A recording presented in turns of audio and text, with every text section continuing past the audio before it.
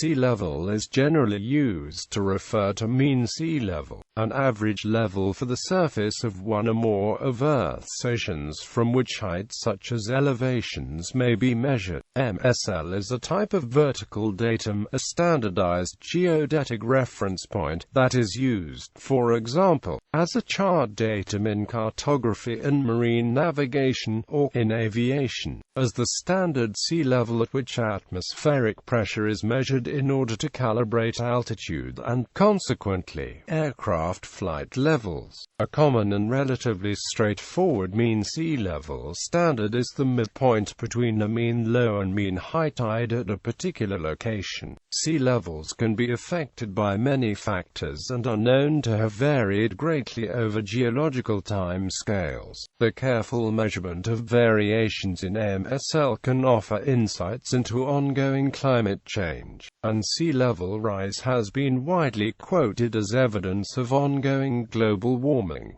The term above sea level generally refers to above mean sea level. Measurement. Precise determination of a mean sea level is a difficult problem because of the many factors that affect sea level. Sea level varies quite a lot on several scales of time and distance.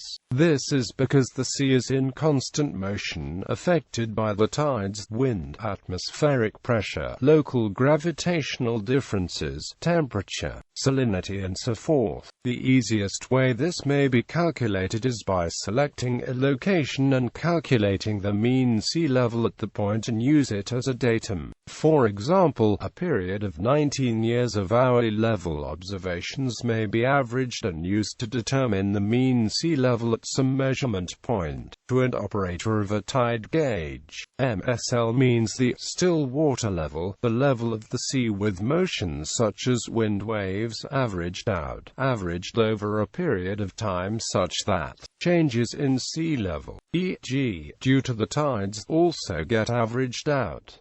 One measures the values of MSL in respect to the land. Hence, a change in MSL can result from a real change in sea level, or from a change in the height of the land on which the tide gauge operates. In the UK, the ordnance datum is the mean sea level measured at Newlyn in Cornwall between 1915 and 1921.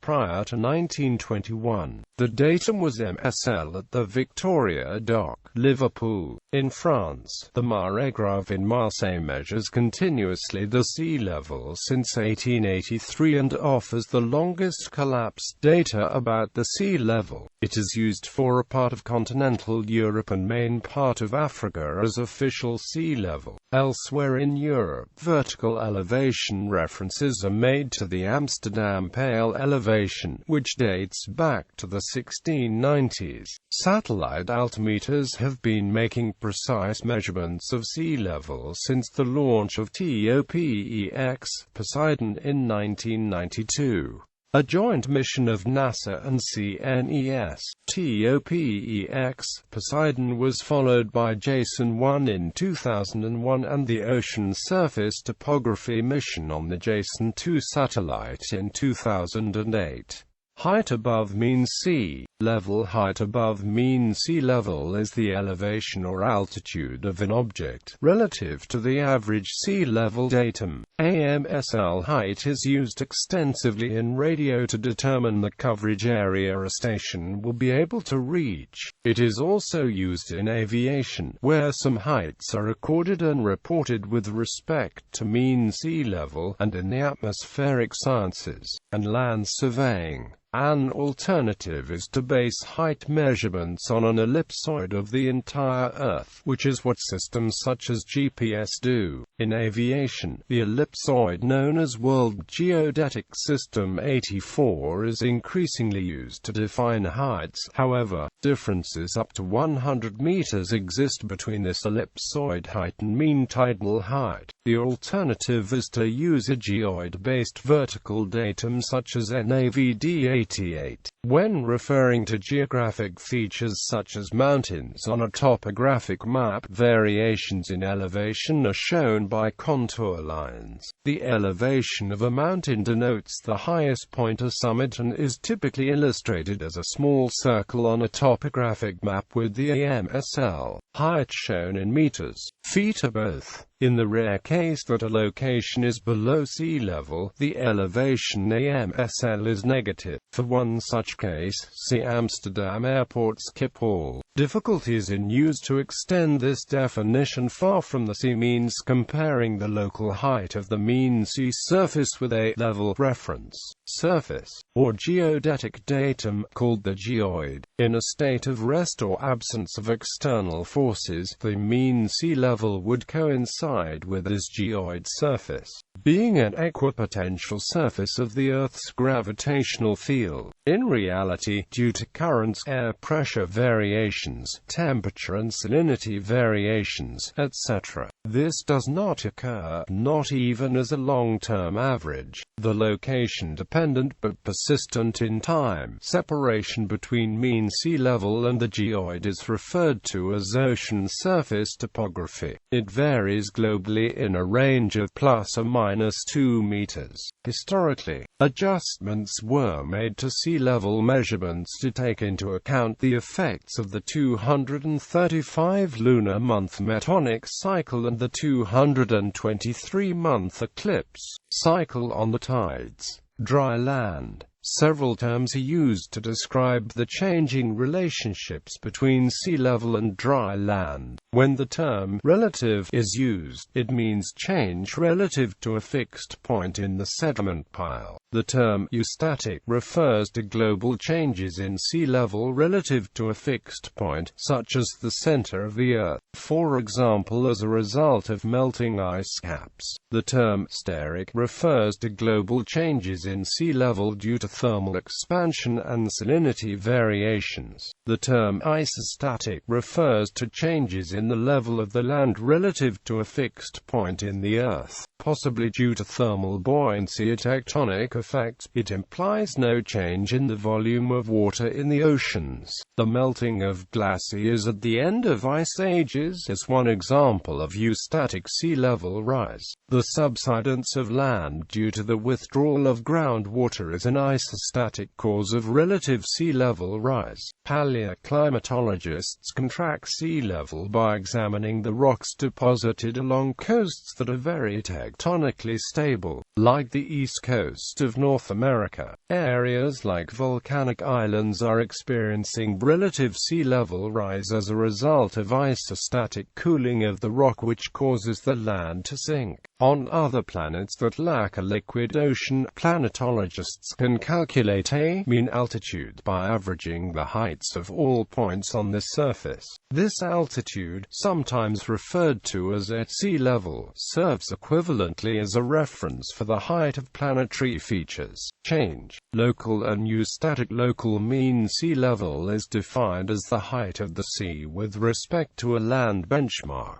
averaged over a period of time long enough that fluctuations caused by waves and tides are smoothed out. One must adjust perceived changes in LMSL to account for vertical movements of the land, which can be of the same order as sea level changes. Some land movements occur because of isostatic adjustment of the mantle to the melting of ice sheets at the end of the last ice age. The weight of the ice sheet depresses the underlying land, and when the ice melts away, the land slowly rebounds. Changes in ground-based ice volume also affect local and regional sea levels by the readjustment of the geoid and true polar wander. Atmospheric pressure, ocean currents and local ocean temperature changes can affect LMSL as well. Eustatic change results in an alteration to the global sea levels due to changes in either the volume of water in the world's oceans or net changes in the volume of the ocean basins.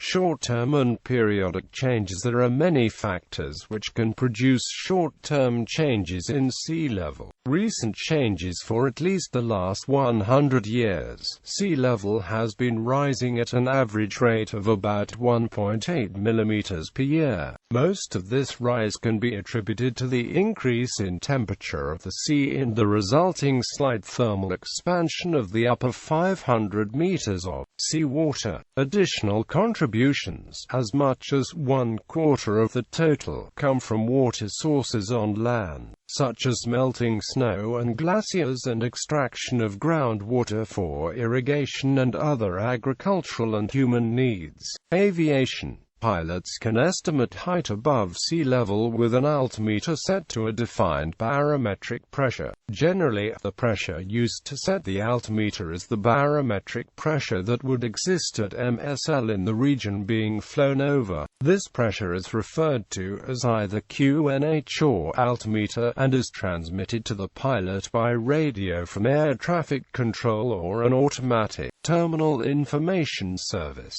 Since the terrain elevation is also referenced to MSL, the pilot can estimate height above ground by subtracting the terrain altitude from the altimeter reading. Aviation charts are divided into boxes, and the maximum terrain altitude from MSL in each box is clearly indicated. Once above the transition altitude, the altimeter is set to the international standard atmosphere pressure at MSL, which is 1013.25 hectopascals at 29.92 INHG.